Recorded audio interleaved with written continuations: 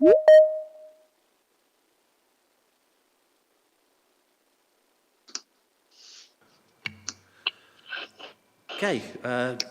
good afternoon everybody. Happy New Year. It seems a long time ago. Welcome and thank you for attending Schools Forum.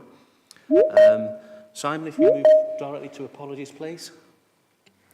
Thank you, Richard. We've received apologies from Anne Tapp, Emily Vero, Helen Barron, Jessica Roden, Kevin Albert, Lindy Nyrup, Mark Bowie, and that's it. Thank you. Okay, thank you, Simon. Have we any declarations of interest, please? You'll have to forgive me if I keep looking at Tim because the screen is quite a long way away and I can't see people's hands up. Have we any hands up, Tim? No declarations of interest? Fabulous.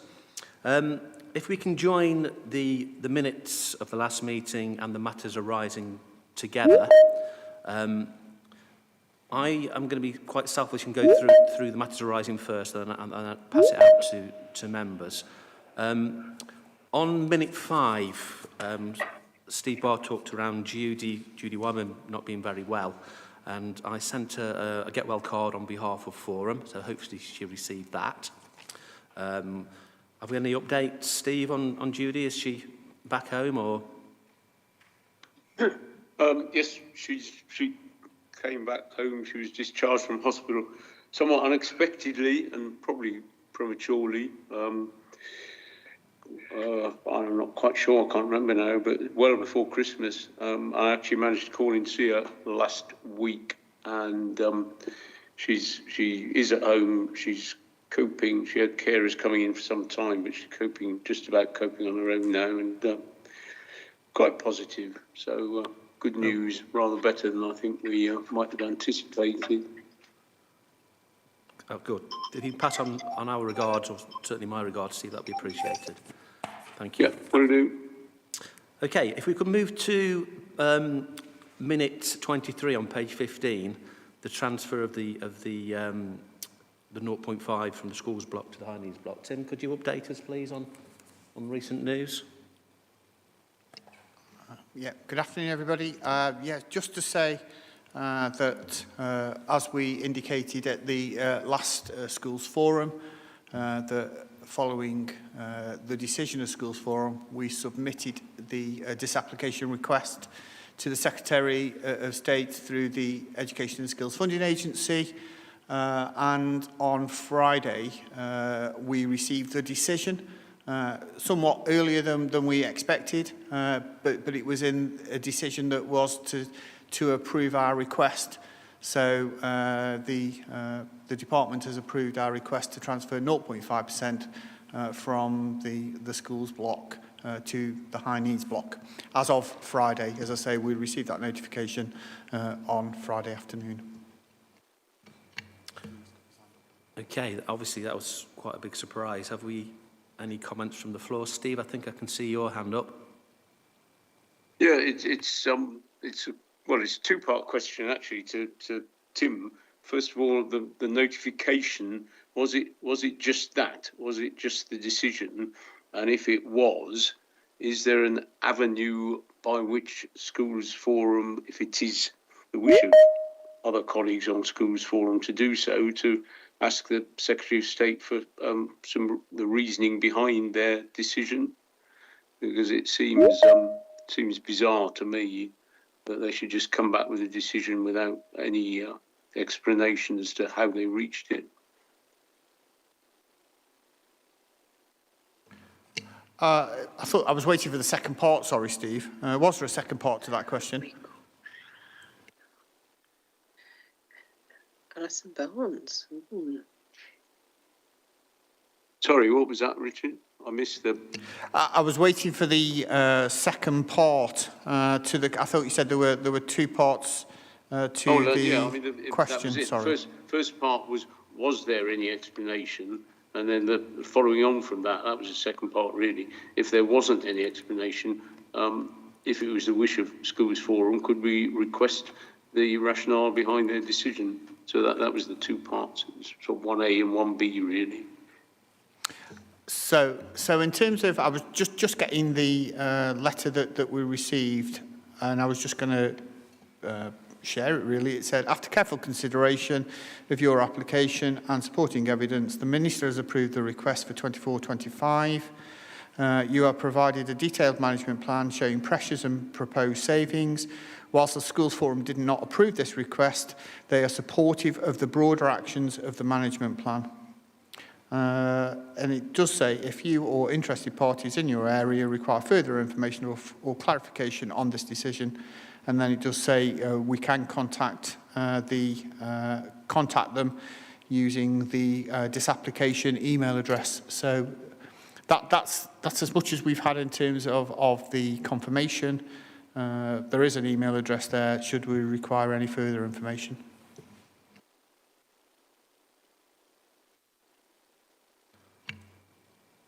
So, Steve, would you like either myself or indeed Tim to email back and ask for some further reasons or a bit more depth around the decision? Well, personally, I would, but not if it's just me. If other members of Forum are happy to just accept the decision, that's fine. Well, I don't think it's fine, but I wouldn't want you to do it if I'm a lone voice. But okay. If there are colleagues who feel the same way, then I would say yes. Is there anybody else who feels strongly that we should try and ascertain greater depth to the decision, or we just accept it? Any hands up for the proposal around writing to the Secretary of State? Yeah, we've got a couple of hands. It's not a massive job, Steve. We can put a letter together, or Tim and myself can have a chat and put something together. Yeah. Okay. Yeah, there's a comment in favour in the chat as well. Thank you. Okay, no problem. Okay, I'm just going to put my glasses back on because I've reached that age. Vicky?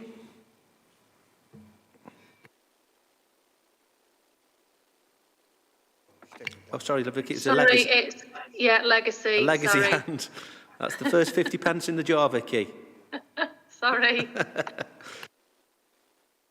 Have we got any other matters arising from the minutes or any identified inaccuracies?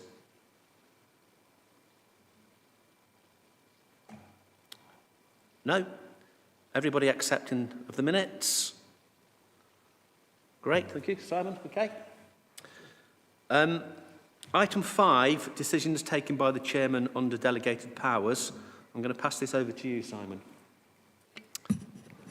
Thank you, Richard. So this is just for members to note. At the last meeting, as I was updating the constitution, I also pointed out that the information in there that showed the breakdown of members in relation to the number of pupils that we have in the different areas. I'd also updated that. We update it at the start of each term. We agreed at that meeting that we would just add that information to each meeting, just to let you know where we are in terms of members for the forum. So that's just for you to note. There are no changes. There have been a couple of transitions to Academy, but it hasn't impacted the membership at all. And as I say, I'll bring that to each meeting as we make the updates. Okay, thank you, Simon. Any questions on membership? Okay, thank you. So, moving on to item 6, notices of concern and licence deficit agreement. Melanie? Hi, good afternoon. The first paper from Entrust, just the usual notice of concern paper. No new notice of concern or licence deficits to report on at this forum. Short and sweet, Melanie, thank you. However, you have not escaped, because item 7 is the update. This is the update for Staffordshire Scheme Finance in Schools, just a couple of amendments around notices of concern and licence deficits. The first point is there's been a change in job title from Deputy Chief Executive and Director of People, now referred to as Director of Children and Families, just a minor point. A couple of changes around the notice of concern and the reasons for issuing a notice of concern. Obviously, these will relate to Staffordshire maintained schools only. The first bullet point will now read, when years 2 and 3 of a school's published multi-year modeller indicate the school cannot operate within their in-year funding and reserves are not sustainable. So that's the first bullet point for issuing a notice of concern. We are removing a couple of reasons for issuing a notice of concern, and they will be revenue deficits where there's no recovery plan and a failure to set an in-year balanced budget. In terms of other changes, we're just adding a little bit of detail. What happens if a school doesn't actually abide by the notice of concern? And if this happens, the authority has the right to issue a warning notice. That's in line with the document referenced there, Schools Causing Concern Statutory Guidance. And then if a school does have a warning notice and doesn't abide by that, there's possible for intervention by the local authority, and that will be listed as well in the scheme. So that'll be things like requiring the governing body to enter into arrangements or appoint additional governor or an interim IEB. Again, at the bottom, I think there's just a couple of name changes, but nothing major in terms of those names. Okay, thank you, Melanie. Steve Swatton, I think your hand is up. Yes, hello, hi. Hi, Steve. I'm a little bit concerned with the new proposal of a notice of concern on the modeller in years 2 and 3. Being perfectly honest, if you are honest when you're putting the modeller together and including all the necessary inflationary things, etc., and not assuming you're going to make any massive savings that may not materialise. Being perfectly honest, in years 2 and 3 won't include any additional funding that we're potentially going to get. Admittedly, it's not going to be an awful lot, but it will be some. And also, at that stage, doesn't take into account any in-year surfaces during that period of time. Now, having said that, if you get to the stage where the additional funding isn't resolving the situation and you're not having sufficient in-year savings, most schools during that period of time before you get to the end of year 2 or into year 3 would then be realising you've got to do some other things. So being perfectly honest, I would probably assume that when I do a modeller, year 2, at least year 3 is showing that we won't have any money. Mm-hmm. But by at least the beginning of year 2, we'll have done something if we realise that that is going to materialise. So what and also if you put the right inflation figures in and everything else, to some extent, years 2 and 3 always probably look at as a worst case scenario as opposed to reality. Or do you know what I mean? Do you know what I mean? And I don't want people to get round it by underestimating things. Do you know? That's my concern. I wouldn't. I'd still say we haven't got any money, but I just wonder whether it would give you the prescribed end result. I mean, how many schools at the moment by year 3 on the last modeller are showing that they not got any money left? I'm assuming an awful lot. Yeah, and I agree with everything you said, Steve, completely. I think what we want to try and do is get in earlier still and support those schools who are looking at a deficit in year 2 and 3. I completely agree with you, especially year 3. But I think what the scheme will say is we can issue a notice of concern, and we know those schools who desperately need our support by showing a deficit in year 2, and those schools who have got that luxury of time to work themselves out of that deficit. And for us, knowing our schools, we're able to do that. I think at the moment what we're seeing is that acting in terms of year 1, we're almost too late getting in to support those schools. So we're giving ourselves and the schools that time to make those changes to get themselves out of that deficit. Yeah. So in other words, a notice of concern won't necessarily be issued, but if you know the school via your officers and know how that particular school copes or would cope, you might judge them differently to one that don't really have a plan B, if you know what I mean. Yes, absolutely. Yeah.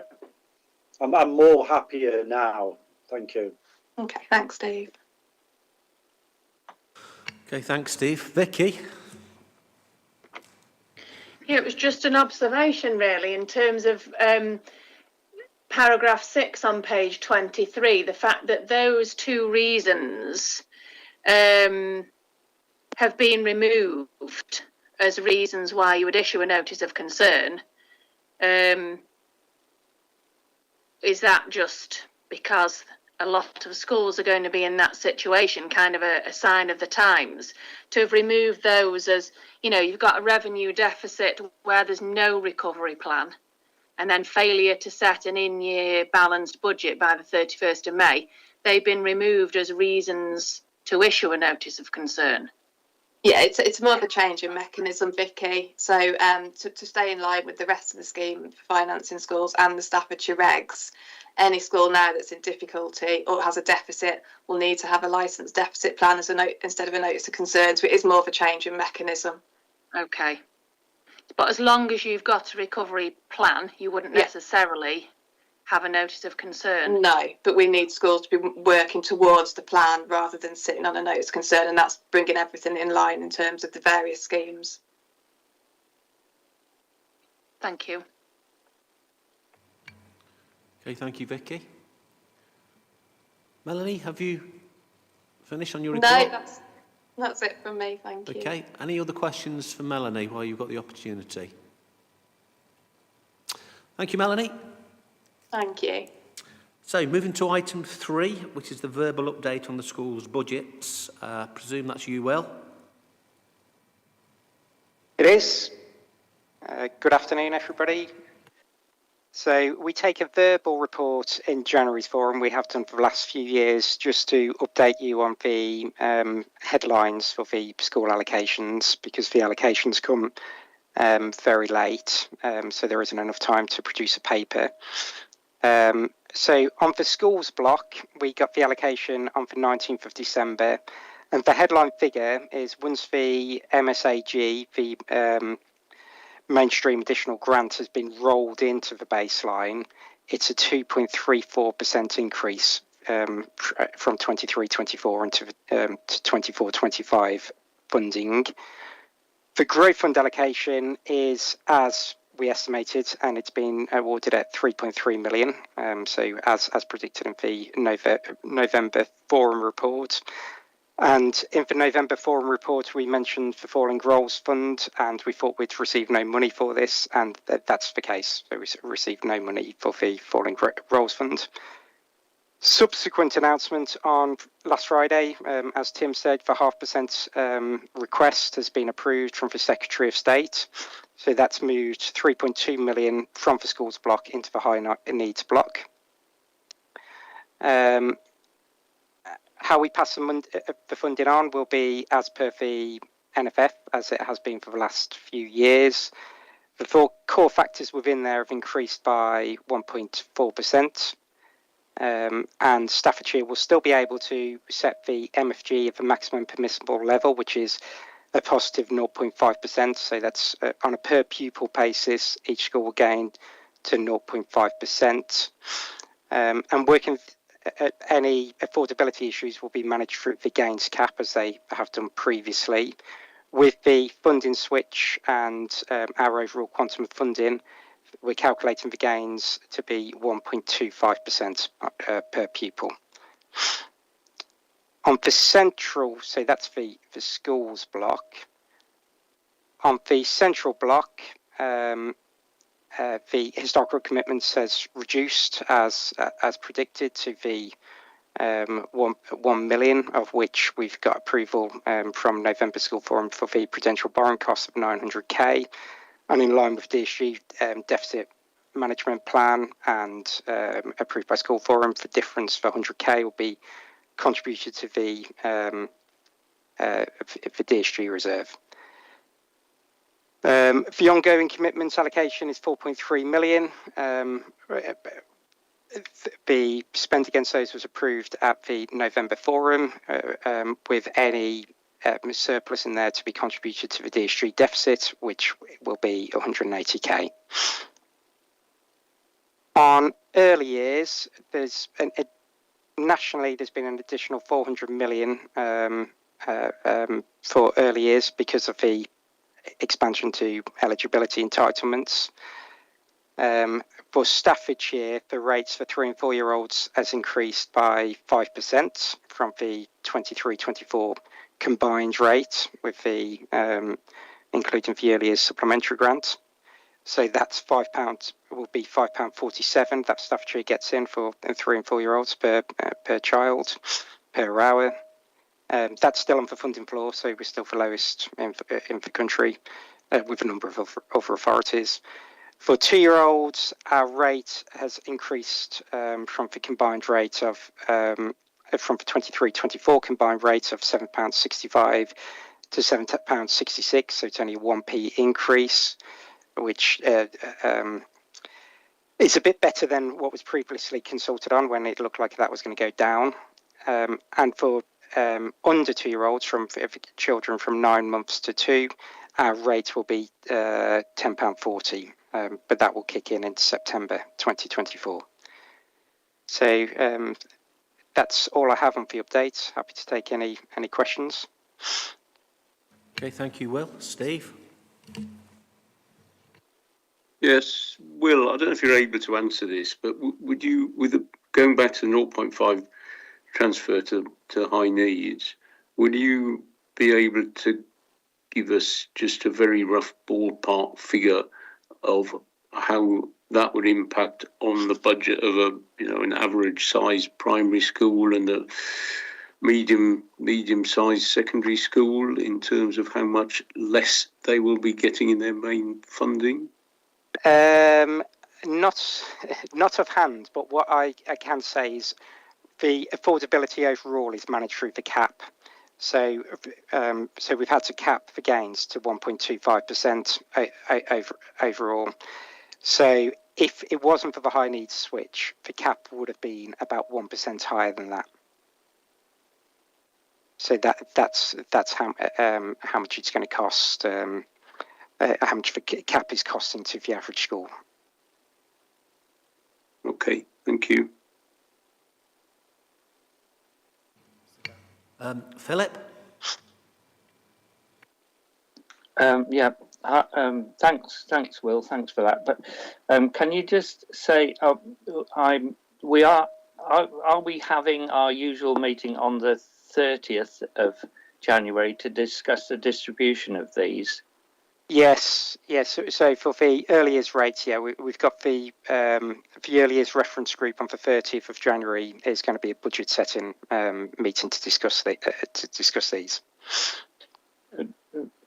Thank you. And are we discussing the 2 year old rates? These are the rates from April the 1st, isn't it? Yeah, April the 1st. Yeah.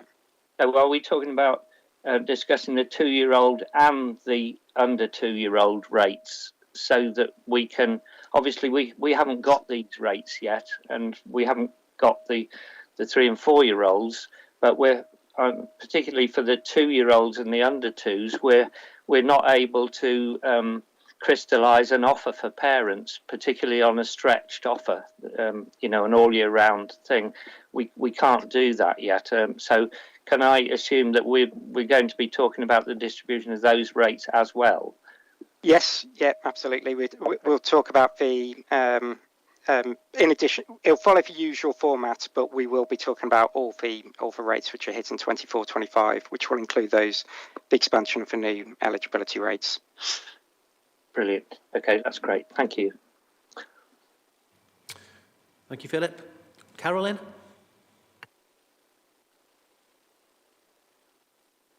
I'm not. Oh, I can get on here. Sorry, I'm on my phone. My computer wouldn't have it. Actually, my question was just answered.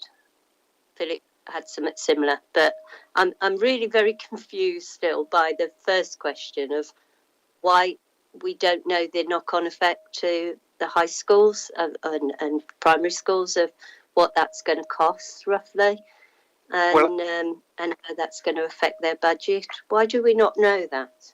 Well, we can know that. We've got the models. I just don't have that to hand. So we can work it out. It's just not something I can do right now. Next one then. Yeah, that's fine. That's enough. Thank you. And I apologise, Will, for springing it on you, but it was all a bit last minute. We didn't know about it till the beginning of this week, and it's been a bit of a hectic week. I think I would normally have flagged it up to you in advance, so I apologise for springing it on you in the meeting. Oh no, not at all, Steve. Okay, well, does that conclude your report? Have you anything to add?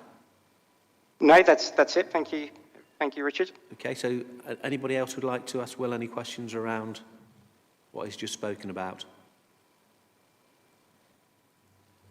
No, thank you very much, Will. Which leads us on to item 9, which is the high needs block and the deficit management plan. Anthony? I think I'm going to present it instead of Anthony. I was about to say, I'm going to let me introduce Sarah Ball, who's going forward going to be taking a greater role in this space. Not like I'm walking away from it, but Sarah's going to be coming in and doing more of the high needs block forecasting and reporting. And I'm going to pass across Richard to Sarah to introduce the report, if you don't mind. Okay, thank you, Anthony. Sarah. Okay, hi. So this is the high needs block update for 2023-2024. Happy New Year. As usual, this is a regular update report outlining the latest position on high needs block, given the ongoing pressures in this area. I won't go through the paper in full, as I presume all forum members have had an opportunity to read the paper already. But to summarise, the paper basically outlines that in Q3, the high needs block forecast overspend is 20 million, so no change from the previous forecast. Key variances consist of an overspend of 11 million against the school top-up budget, which includes a rise in the number of children with EHCP and AEN support in mainstream schools and academies, leading to a £4.2 million overspend. An overspend of 5.3 million in special schools and academies due to the combined impact of increasing demand and complexity. And an overspend of about 6.9 million in independent special schools, with numbers now in excess of 600, which is double what they were just 4 years ago. The position is worse than it would otherwise have been due to increased costs arising on the back of the introduction of the education banding tool. As previously reported, this has been suspended from the start of August, while further analysis and modelling is undertaken. We remain committed to the EBT, and SEND staff have continued to complete people needs profiles for all new EHCPs, and also where there are changes to a plan following a review, with the aim of providing a new data set to use for modelling in spring 2024. We'll continue to keep schools informed of the progress during this term and plan to undertake a consultation with education providers before EBT can be reinstated, hopefully in August 2024, once any outstanding issues have been satisfactorily resolved. Importantly, the paper outlines the continued decline in the DSG reserve, which at the start of the year was in deficit by 14.2 million, and given the current overspend will increase to over 30 million by the end of the year. Left unaddressed, the funding gap will likely increase, and by 2027-2028, Staffordshire's high needs block could be more than £40 million over budget, by which time the accumulated deficit will be somewhere between 150 million and 225 million pounds. The report summarises the deficit management plan as outlined to Schools Forum in November, which will mitigate this funding gap as far as possible. I think it's worth just running over some of the key actions included in that deficit management plan again, and noting where we've got some updates.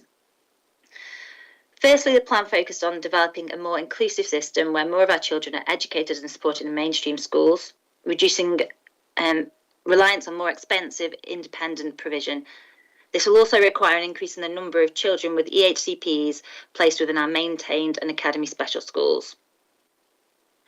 Secondly, it focuses on reviewing policy, non-statutory provision and considering alternative delivery and funding options. In an update to this part of the deficit management plan, we're continuing to work up options for the provision of residential education, which currently costs about £1.8 million per annum.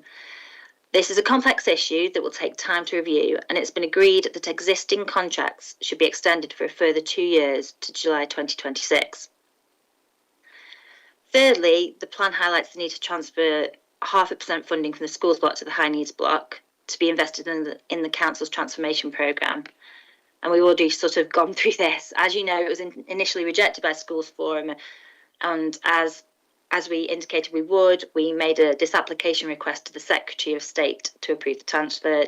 Tim and Will have already said, government confirmed that we can transfer the funds, and the funding is equivalent to around £3.2 million extra to the high needs block. Finally, the report goes on to confirm government funding next year for the high needs block will be around £132.4 million, which is £5.4 million higher than in 2023-2024. That's equivalent to about a 4% increase. While this is in line with expectation, it's significantly lower than in previous years and will not keep pace with the actual rising costs and demands that we're currently going to face.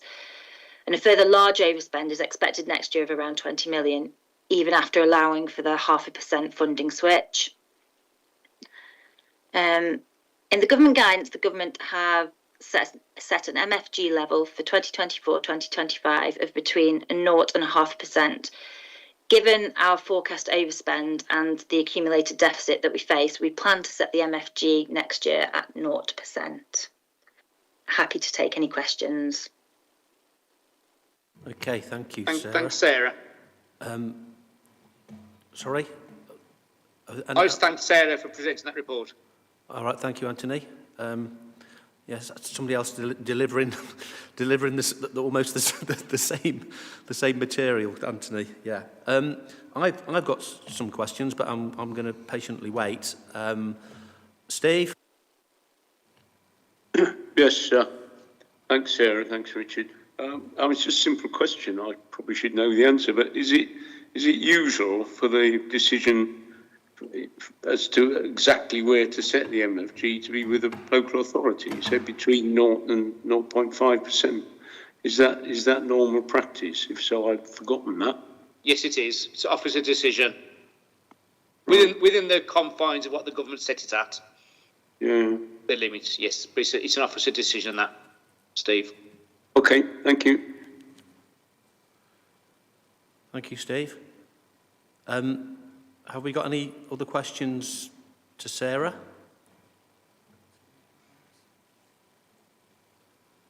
I was going to ask... Steve's just put his hand up. Richard. Sorry, Steve? Steve Swatton, yeah. Hi. My question is that there's a note on page 30 about funding of health plans from other authorities. Can you just explain that again? Because I think there's a bit of dialogue on that going on, isn't there? Yes, okay. Just checking on which reference you're making to. So it was actually this time, about a year and a half ago, actually, probably we first alluded to this. When they did the operational guidance a couple of years ago, they added clarification of inter-authority charges between, and it's relating specifically looked after children under each authority's care. So, for example, if Cornwall, say, have got a child in their care that they fostered into a property in Staffordshire, so they're a resident in Staffordshire, historically, Cornwall will have continued to pick up the charge for their own children, or ownership of their own children and supportive of them. The government have provided clarification saying that they don't see the need for those inter-authority recharges, and that the authority where they're resident in should pick up the costs. Across the system as a whole, it wouldn't make any difference, naturally. I think they're trying to simplify the inter-authority recharges. It does make a huge difference to Staffordshire, which is a large importer of looked after children from other authorities. A lot of London borough authorities, for example, do foster out their children in care into the shires. So Staffordshire probably take on, if we apply the letter of the law, would cost about an extra £7 million per annum if that was adopted across the board. Because obviously there's some of our own looked after children that we foster outside Staffordshire, which somebody else would start picking up the tab on. However, that for me doesn't feel right. In that regard, it almost encourages bad practice, in my opinion, about trying to foster children in your care outside your own environment. So I think it's a very difficult issue to get behind. Across the West Midlands, we realised the unfairness of this and the impact across all authorities, and we thought it was ill thought through from the government to put this expanded clarification, and they've actually reined back a bit, and Tim can probably expand on it. So Tim did receive a letter subsequently from the government realising that sorry, I'm just getting some bad feedback on them. So at the moment, across the West Midlands, which is where most of that intertrading will actually occur, really, from Stoke to us and us to Wolverhampton and the likes, we've agreed as a collective to carry on the existing practice. So we are fighting the tide on that at the moment, winning. And Tim and the team, I'm going to say, have done a grand job of that. However, naturally, it remains a risk that it could go the other way. And the government guidelines don't really support us strongly to fight that in the event. Tim, do you want to come in on that? Yeah, thanks, Ant. And I think you're right in terms of, at a West Midlands level, I think we've agreed that we would continue to operate what's called custom and practice, as in you're responsible for your own youngsters, irrespective of where they live and educated. I think what we are seeing, though, is greater challenge from across the country. I was only in a conversation with a different local authority last week, explaining our position around this, to say that whilst the guidance, I think, has been updated for next year, so there is a further sentence or statement that indicates that there potentially should be some recuperation or recoupment going on. And so I think that that's the ESFA's way of trying to provide some further support for local authorities such as Staffordshire. However, the issue hasn't gone away, and it's one that we are going to have to continue to have discussions, robust discussions with other local authorities that are trying to apply the operational guidance in its truest sense.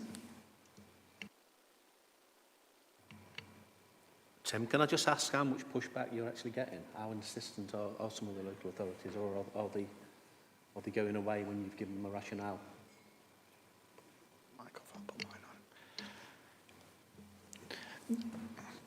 So we've taken some legal advice.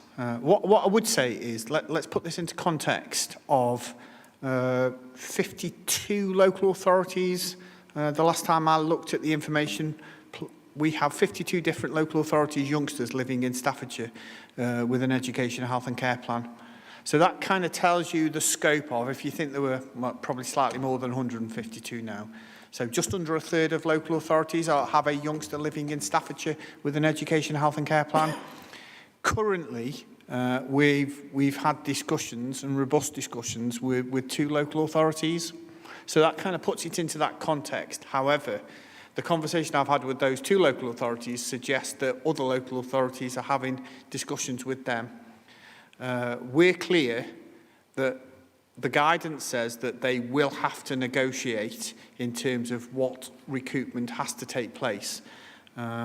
We're also clear that the legal position is that we have to provide the education.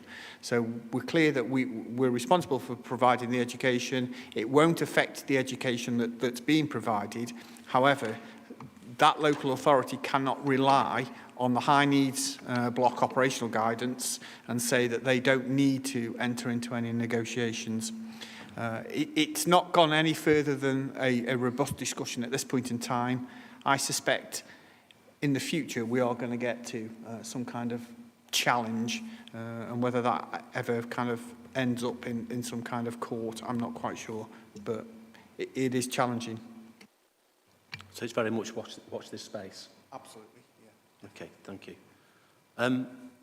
Before I ask some questions, are any more questions from the floor to Sarah or Anthony? Any hands up, Tim? Nope. Okay, lovely. Can I take us back to page 28, please, on the education banding tool?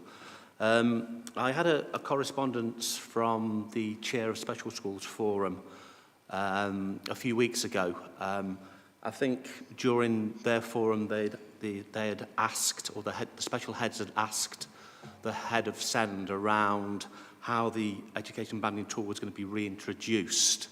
And I think the head of SEND had said that that was a cabinet decision. So Special Schools Forum wrote to Jonathan Price, the SEND member, asking that question. And I think the advice that Jonathan had given us was that any questions should come through Schools Forum. So I'm going to go to the special school reps to see whether that's been coordinated. So over to you guys, if you would like to put your hand up, or hands up. Okay, Paul? Thank you. Yes, I've got a couple of questions. The first one is, can you confirm the current funding levels for all pupils will remain the same until they change school or there is a significant change of need?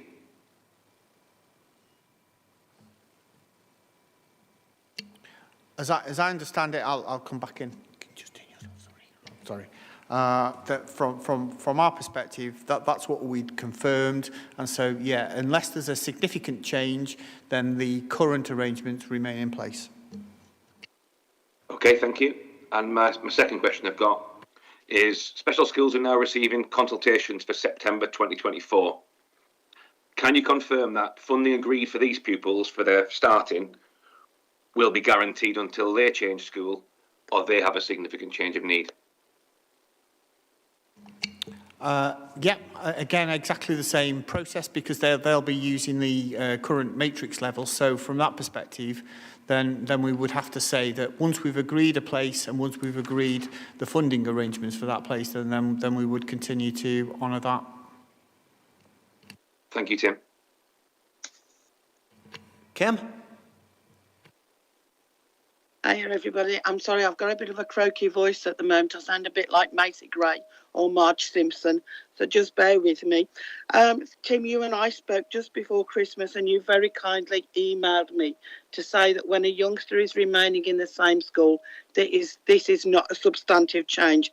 So can I just clarify, if they're moving from early years into Key Stage 1 or Key Stage 1 into Key Stage 2, that is not a substantive change, is it?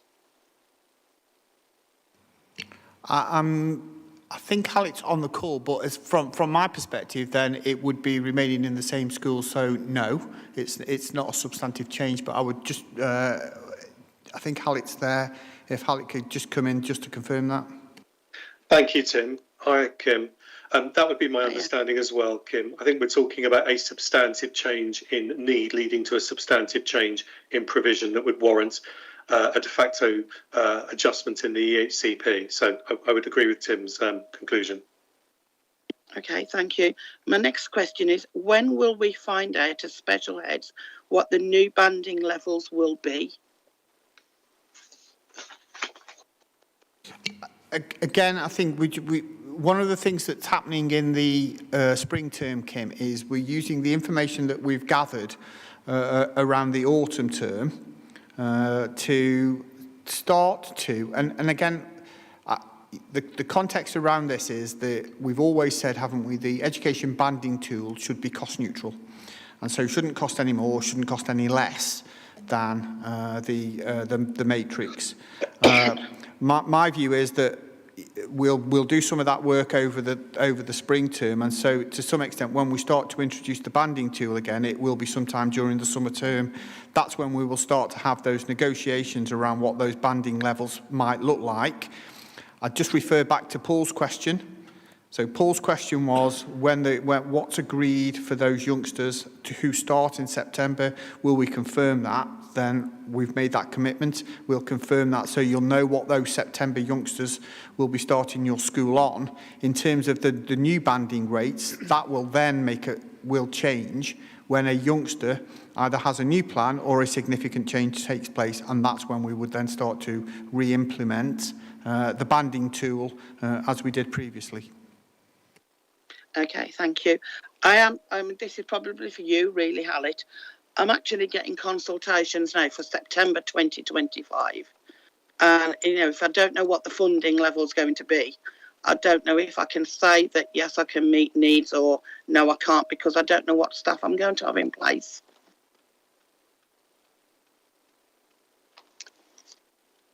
Thank you, Kim. I'm just trying to work out what the question is that you're posing. Well, is it I'm more just, of a... I'm just a little bit concerned, sorry, about trying to plan for the future and say, yes, I can meet this child's needs in September 2025, when I don't know sort of what funding level I'm going to be looking at.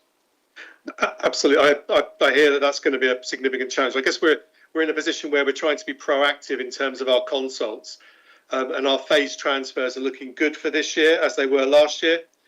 But equally, some of the teams are already starting to consult for phased transfers for the following year. All I can say, Kim, is please bear with us. We are going to be working on this over the spring and summer term, and hopefully we'll have some clarity going forward, or we will have some clarity going forward. That's all I can say on that matter, Kim. Okay, thank you. Tim, do you want me to come in on that as well? Yeah, you can do. Yes, Anthony, you need to come in on this after you escaped reporting on the last report. As you did recognise the word, Richard, around a lot of that, I assure you, I have been on the ground in this matter. Just for Kim's benefit there, but in terms of if you're having those conversations now, I would continue to work with the existing matrix levels assumptions, because in theory, wherever the new banding tools are going to be for the children coming onto that new system in September 25, it's going to be targeted at being cost neutral against matrix, as the current EBT was intended to be, but hasn't proven to be. So I think if you're talking about new arrivals in September 25, as a starting point, you should probably work from the existing matrix levels that we won't be taking out. That is still the background funding level we're aiming at under a new EBT model. So that would be where I'd be coming from, Kim, for those immediate conversations. Thank you. I'm not blowing your kisses. I'm saying thank you. It looked like kisses. Thank you, Anthony. I think your hand's up, Paul. Anthony's answered my question. I was going to say, would we relate it to the current funding model for 2025? So he's clarified what I was going to ask. Thank you. Okay. Thanks, Paul. Thank you, Anthony. Hallett and maybe Anthony, maybe even Sarah, just around when you're re-establishing the new banding tool and the process by which you're going to do that. Now, Tim, you talked around, you gathered the data in the autumn, and obviously you're doing your number crunching. And I think I read in a recent correspondence around workshops that you might be setting up in terms of consultation. So is there an intention to consult with special schools, or probably just as importantly to use those really experienced heads to help inform good practice? Is there anything in the mixer for that? I'll come on this one, Tim, if that's okay. Richard, absolutely. We are absolutely counting on colleagues from Special Heads Forum to help us to process what's happened in terms of the new data set, and to look to going forward in terms of developing the new model. So yes, that's always been my position, our position, and that's where we're going to be, hopefully end of spring, early summer term. Okay, thank you, Alex. Just to go back without boring people, having been in special school funding for more years than I dare to admit, is I think where we went wrong with the education banding tool is there's no extra money, it's the same size of cake, and when there are winners, there are losers. Unfortunately, it's not win-win, it is win-lose, and that is obviously the biggest obstacle that you're going to have to get over, is the fact that as some disability groups gain in funding, others are going to lose in funding. And again, just to make sure that people understand that the education banding tool is not around a larger amount of funding, it's the way that it's distributed. Anthony? Yeah, just to come back on that point, Richard. The current EBT as we designed it was to be neutral, but not to be completely the same for every child, because obviously, what's the point of doing it if it just didn't lead to any change anyway? So it was designed to be neutral overall, with some winners and losers in the system within a certain margin. As it's proven to be so far, there were a lot more winners than there were losers, and it's just shunted the costs up of High Needs Block by about £6-7 million on the back of that, and we obviously can't continue that or let it roll out further and dig a deeper hole, hence the need to take the action we did, even though that wasn't really what any of us wanted. We just need to look again at what's caused that against our original modelling and how we can make sure that doesn't happen again in rollout 2. Yeah, and just to pick up on that point and your point, Richard, I think again that's that importance that Halleck references about working with particularly with special schools, but you know, we would hope that special school colleagues also recognise that particular challenge. Vicky. Yeah, just an observation really around the extension of the existing contracts for residential provision. I know it's a complex issue, but just, you know, very supportive of that, and seen it in the paper, as in the Sentinel, before I'd seen it in this paper. And I do appreciate there's a lot involved there, but that was really good to see. Thank you, Vicky. Okay, any other questions around the education banding tool? Great. I've just got one further item. I know on the works programme we were going to have an update on the accelerated progress plan and strategy for special provision. I know it hasn't been long, Halleck, because the last meeting wasn't very long ago, so I'm sure that there's been some small strides, and I know there've been some small strides. Could you just update us on what's gone on since the last meeting, please? Thank you, Richard. I think there have been some fairly large strides, to be honest with you.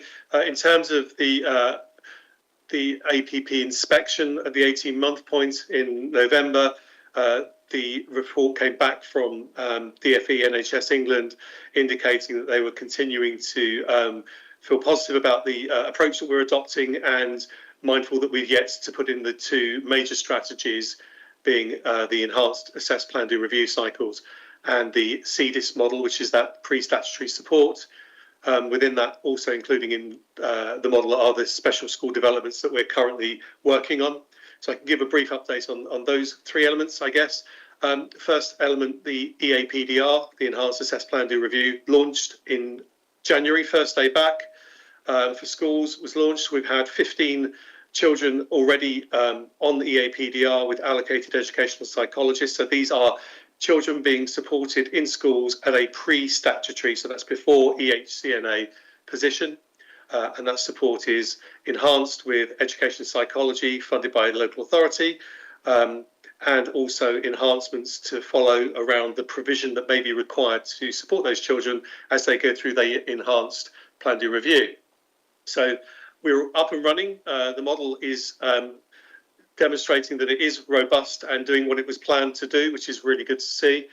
We are continuing to monitor, and we've got a project team in place that's very closely monitoring the demand, the process, and the outcomes in that particular space. In terms of the CDIS model, which is the district enhanced support teams that we are developing, we had expressions of interest close end of December. We have had 20 expressions of interest for the proposed 8 CDIS teams. And these are expressions of interest from groups of schools. In one instance, and I can't yet disclose the detail around the expressions of interest, but suffice to say, one of the expressions of interest was from 2 special schools working with 2 mainstream schools across all key stages. So we've got some incredible applications for expressions of interest. This next week sees the start of the analysis of those expressions of interest, and we'll be moving into the interview phase for the potential and successful candidates shortly. with the commencement of the CDIS model as a rolling start from September 24, as those teams are ready to go. So I'm incredibly pleased. I'm very grateful to schools, special and mainstream, for their overwhelming expressions of interest. 20 expressions of interest is fantastic and gives us something to work with. In terms of the special school developments, we've had 7 that are going forward from the initial cohort of expressions to develop further provision in line with the gap analysis.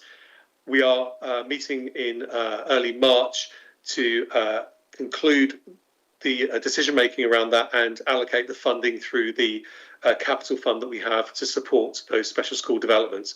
One of the initial projects is already started and the build has commenced. So we're making good progress in that space as well. So since we last spoke, there's been some pretty big developments. I'm really looking forward to coming back to Schools Forum for the next Schools Forum to let you know where we're at with those developments. Thank you. Thank you, Helen. Have we any questions from the floor? Any hands up, Tim? No? Thank you very much, particularly Sarah for the update, which moves us on to item 10, which is the 2-year-old and under funding consultation. Will, back to you, please. Yeah, thanks, Richard. So this is the consultation, we'll get that feedback, following the early years of introduction, the expansion of the government's entitlement to the 2-year-old funding for working parents and the expansion to 9 months and to 2-year-olds eligibility age range 2. So the executive summary says, in the 2023 spring budget, announced additional funding for the existing early years entitlements for working parents by expanding the 30 hours free childcare offer from the point their child is 9 months until they go to school. And that will be on a phased basis from April 2024. So to comply with the government's requirements, VLAs have to consult with all early years providers, which has already taken place, and Schools Forum. So this is for consultation with Schools Forum in line with government guidance. There's no change to the 3- and 4-year-old funding formula, so we're not consulting on that because we're not planning to change that. So for recommendations of the report is that the members note the results of a statutory consultation with all providers, which has already taken place, which is reported on Appendix A. For School Forum members, note the proposals of the earliest funding formula in this report and consider, recommendation 3 is for members to consider and comment on those proposals. So the background, paragraph 4 and 5 introduces that if the government's 2023 spring budget announced additional funding in the extension to entitlements for early years childcare for working parents, up to the 30 hours for 38 weeks from when their child turns 9 months. And paragraph 6 shows how that will be phased in. So from April 2024, all eligible working parents of 2-year-olds can access up to 15 hours. In September of this year, all eligible working parents of children aged 9 months to 3 years can access 15 hours. So the expansion there is for 9 months to 2-year-olds. And then from September 2025, all of those 3 age groups can get 30 hours free childcare. Paragraph 7 just mentions that the EYPP and DAF will be expanded for those age ranges too. And paragraph 8 shows how the government funds for local authority. So for 2-year-olds and under now, the funding model that we, the local authority, receive from the government will follow the same basis as what we currently receive for 3- and 4-year-olds, which is an amount per base rate plus an additional needs factor times by an area cost adjustment. So the amount of funding we get in for 2-year-olds will change to this funding model, which is already in place with 3- and 4-year-olds. And the government have made a slight tweak on that additional needs to include a DACI as a factor, which is income deprivation affecting child index, which is a deprivation factor we use to pass out funding. The local authorities must pass out at least 95% of each of their funding entitlements into to providers, and a pass-through can be considered as a base rate, any supplements including deprivation, special educational needs inclusion funds, which is SENIF funding, which we have a local arrangement so that we keep that within the 5% in order to maximise the pass-through rate, and contingency funding. So that's the model in place for 3 and 4 year olds currently, which is now being expanded into 2 year olds and under, which is the change in the formula. The supplements that the government say that we can offer are outlined there in paragraph 11. So a rurality or sparsity supplement, a flexibility, a quality supplement, or English as an additional language. Paragraph 12 is quite key. Any supplement chosen will have the effect of reducing the base rate we can pass on to providers. Currently, for 3 and 4 year olds, the only supplement we have is the mandatory one, which is deprivation, and we don't choose any of the others. Paragraph 13 says on 29th of November 2023, the DfE announced that the deprivation supplement, which they originally intended to be mandatory for 2 year olds and under, will now be optional and will no longer be mandatory.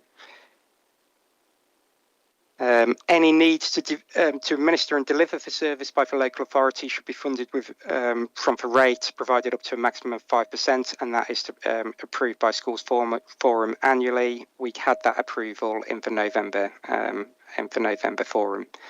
So due to these changes, paragraph 15 and 16 says due to these changes, we are required to consult with providers and with the Schools Forum, hence this report. We've been out to consultation with providers. Paragraph 18 states that we went out on November the 13th to December the 8th. We had to go out with a supplementary question on the 6th of December following the government's change in tack on the deprivation funding, changing this to an optional funding supplement from a mandatory one. The results of the consultation is that the majority of providers agreed that a contingency budget should not exceed more than 1%. The majority of providers believe that deprivation factor should be the only factor that is included, and that was at the point that they thought it was mandatory, and they agreed with using the DACI indices to pay out deprivation funding. Paragraph 22 then states that the additional supplementary question, the survey which went out, stated that the majority of our providers agreed that no deprivation supplement should be paid for 2 year olds and under, with reason being to try to maximise the base rate to all providers. So the proposal is summarised really in paragraph 23 and 24, which is that in order to maximise the base rate, which is the message we're hearing from providers, we won't introduce any supplementary funding, or including deprivation for 2 year olds. That's our proposal. And that the contingency budget should be in place, but no more than 1% of the yearly budget. And if underspent, as is planned with as is processed with the 3 and 4 year olds currently, it will be returned to providers the following year. Moving on, then if Staffordshire County Council are currently reviewing the systems and criteria for SENIF funding to ensure the needs of children with SEND are supported effectively in light of the extension of yearly years entitlements from 9 months. The number of children accessing SENIF continues to rise, and it's costing more and more money. Therefore, Staffordshire County Council are currently analysing how funding is allocated, implemented and monitored to ensure improved outcomes for children with SEND. We currently fund that, even though it can be funded from the pass-through. We currently choose to fund it from the 5% we centrally retained, and the high needs block. The high needs block picks up a chunk of those costs. The government is also conducting a more detailed review of SENIF. So we've got to wait for those two reviews to see what the future of CENIF looks like. Paragraph 28 states that while it's not part of the consultation, the Centre retains for the sums that the County Council retains to deliver the service was asked of the November Schools Forum report and approved, which was 2.2 million, which is considerably under the 5% we're allowed to keep, which estimated to be 2.4%. And that's all I was going to say on the consultation. So welcome any questions and comments on our proposals.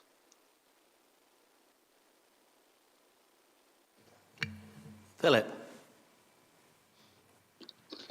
Thanks, Richard, and thanks, Will, again. I think it was a very good exercise, and I think, or we think, in conversations we've had amongst ourselves in the PVI providers, that it's a good outcome, the best outcome we could have expected, really. Just a comment on the survey results, though. It is it's a shame that there is such a high proportion of answers coming back in the unsure category, but I just think that's a reflection on how complicated the distribution decisions about the distribution are. But nevertheless, I think the right outcome has been achieved for it. So it was a good exercise. Thank you. Thank you, Philip. I agree with that. Some of the unsure comments are a considerable percentage of the answers. So it was a bit of a shame on that. Okay, thank you, Philip. Well, Steve. Yes, thank you, Richard. It's a fairly general question, probably not one for Will, but there are numerous reports nationally that whilst there is an entitlement to 30 hours, that a lot of parents are not able to access it for various reasons, not least of them the pressures on the sector. Is that, do we know, is that a problem in Staffordshire, that there just isn't the provision to enable parents to access those full 30 hours if they want to? Probably have to hand over to someone from Tim. I was just going to say, do you want me to kind of pick? Yes, please. Yeah. From the information that we've got currently, Steve, is that there doesn't seem to be an issue with access to provision for parents. I think sometimes it might be where it is, and certainly if you talk to early years colleagues, and there aren't any on the call today, that one of the things that they would do is support any parent who's struggling to find that provision, to find some provision for their youngster. But it's not something that is a significant issue currently across the county. Thank you. Thank you, Steve. Sadie? Hi, yeah, on the back of that point, I think it's important to note that we are full in our baby unit up until June 2025. We've got a full waiting list, so access to provision, I think, is becoming harder for parents.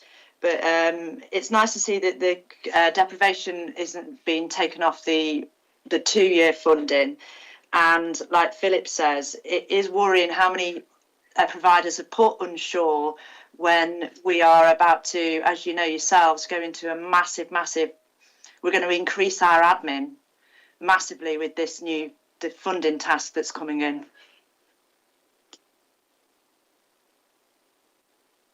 Okay, thank you, Sadie. Vicky?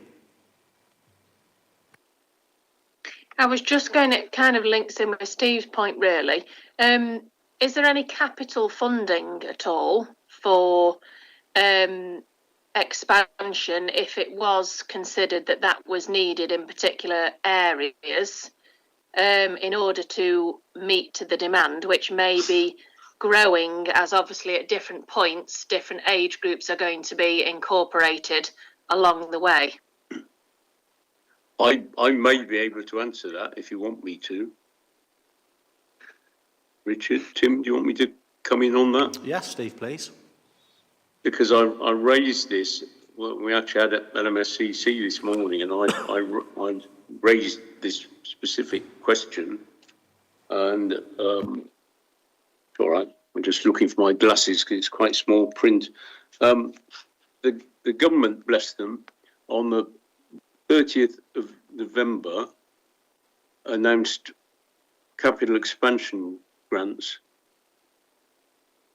which are valid for the current financial year, and Staffordshire benefited from £1,644,364 to support projects to help ensure that there are sufficient places to meet the reforms. And I was pointed in the direction of a lady in early years, who is in the early years team. She's sufficiency and market development consultant, and she emailed me at the beginning of the week to say we are working to put together a capacity plan, delivery plan, and a steering group as part of our governance to help oversee the grant funding, and we'll communicate with you when we're further along with this process. So there is some funding, over £1.5 million, and the early years team are working on a delivery plan, if that's helpful.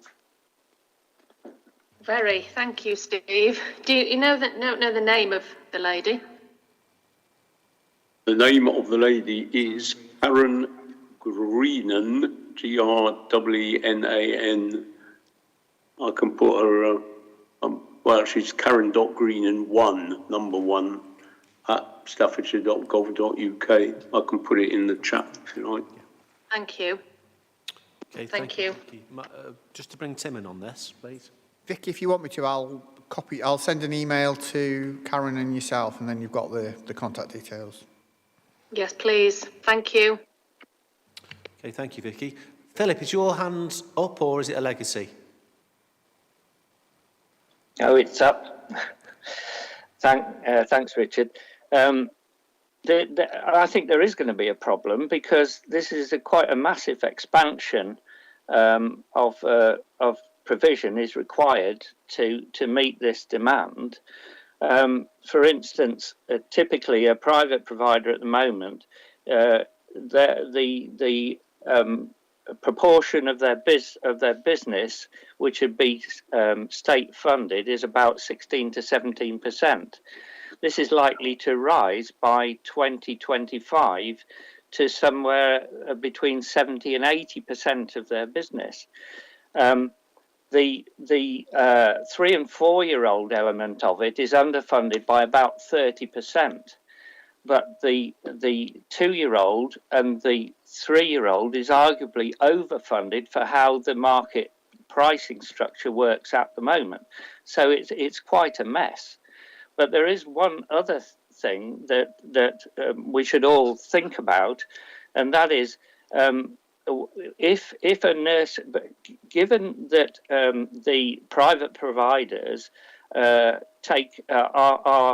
about 70% of the provision at the moment, and just as likely going forward, there is a distinct possibility that if a private provider, a large private provider, suddenly gets an inadequate judgment from Ofsted, then that funding will dry up immediately.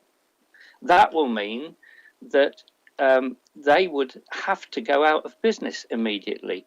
Now, the market at the moment is very hard. It's very hard push to provide enough places. But also, there are a lot of, because the smaller nurseries are trying to provide 3 and 4 year old places, which are drastically underfunded. they are going out of business because they think they have to provide it free. And it was unfortunate that these reports have the word free in them. It isn't free, it is funded, and Staffordshire County Council's to be congratulated because in all of their documentation, they refer to it as funded and not free. So this is going to be a really serious issue because there have been some really long-established nurseries that have suffered in this respect under the Ofsted one-word judgment, so I think what needs to happen is perhaps we ought to we as a local authority ought to treat it like they do in Lancashire, where there's not an automatic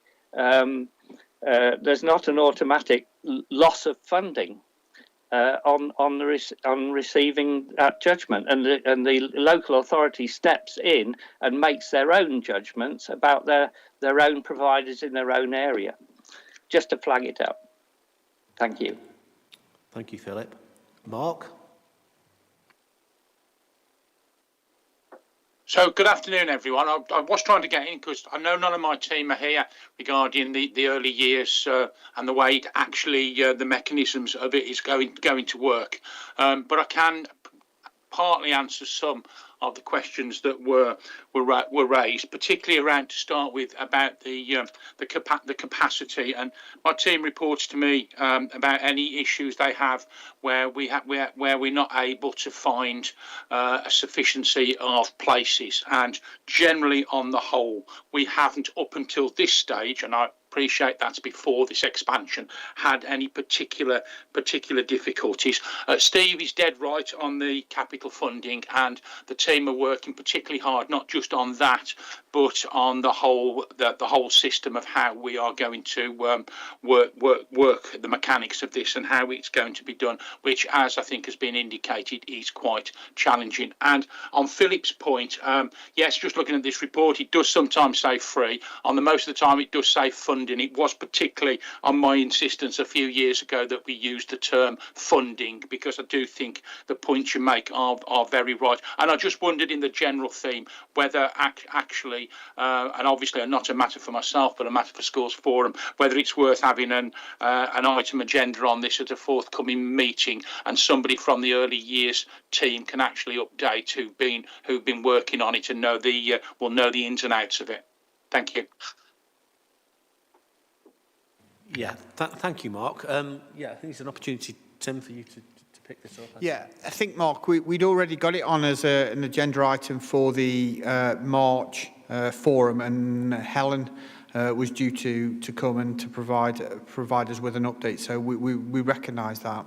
In terms of the capacity, I just want to confirm I was answering the question around have we got enough capacity now? And the answer to the question, have we got enough capacity now, I think you've confirmed, Mark, is yes, we have. We're closely monitoring that, and appreciate, Philip, some of the particular challenges that you talk around in terms of the funding and whose accesses it. But in terms of, just want to clarify, the question around current capacity was, yes, there is enough capacity. Thanks, Tim. Can you just pick up the sustainability item around the Ofsted and how precarious it is to be in early years? And I'm just wondering what the local authorities' views were on that. I can't personally comment. I guess what we can do, we'll take it away and we'll have the conversation and bring it back. I think, Philip, again, you've got your hand up, and Mark. Yeah, I think, yeah, sorry, I did make a note of that, and then I didn't mention it. I think that's a particularly good point, and I'll make a point of asking the team around that so they can include something in that March update on that. Philip, legacy or fresh? No, fresh one. Sorry about that. No problem. As regards capital, the capital funding, my thoughts on that were that it's not a lot of money to spread over a heck of a lot of providers. I mean, we just recently we've spent 1.8 million on our larger nursery, and we're about to invest another 2 million on the smaller one. That's, you know, what was it? What was the amount? Is it 1 point something million? It's not going to go anywhere really. On, you know, there are far too many of us to have a meaningful share. Thank you. Thank you, Philip. Any other questions to Will around the early years? No? Thank you, everybody. That leads us into item 11 and the works programme and the dates of the next meeting. The next one is on Thursday, the 21st of March, and that is a virtual meeting, followed by Thursday, the 11th of July, which again is Teams. And then Thursday, the 17th of October, and that's in the county buildings. Can I make a suggestion around the item that Hallett picked up? And I just want to get the wording absolutely right here. It is on, I think it is definitely on the works programme, but could we put it onto the agenda? Obviously, it'll probably fit into the High Needs Block deficit management plan, but could we have it as a titled item, the Accelerated Progress Plan and Strategy for Special Provision, so it's actually in that report, so we're not relying on people bringing it up? That would be great. And I think Mark's suggestion around the early years going on the works programme, so we don't forget that, that's consistent, will be a really good idea as well. And last but not least, the High Needs Block Deficit Management Group that we have, Tim, could we perhaps schedule a meeting in for either spring 2 or summer 1? That would be great. Okay, I think that concludes everything. I beg your pardon? Sorry, Steve. Yeah, thank you. It's very much on. Well, it's on the work programme. It's what we've just been discussing. But the minutes of the previous meeting, minute 16, is talking about wraparound childcare, albeit school-age wraparound childcare. But the minute actually says an update would be provided at the March meeting, and the work programme says general update if required. So, I mean, I just wondered if we could tie this in for the next agenda together with the early years and look at the wraparound issue at the same time and ask for the update which was promised in the minutes. Thank you. Thank you, Steve. Okay, any other comments around the works programme and the dates of the next meeting? Lovely. So that concludes the meeting. We'll see you all on the 21st of March, where hopefully the nights will be lighter. Thanks, everybody. Bye-bye. Thanks, Richard. Thanks all.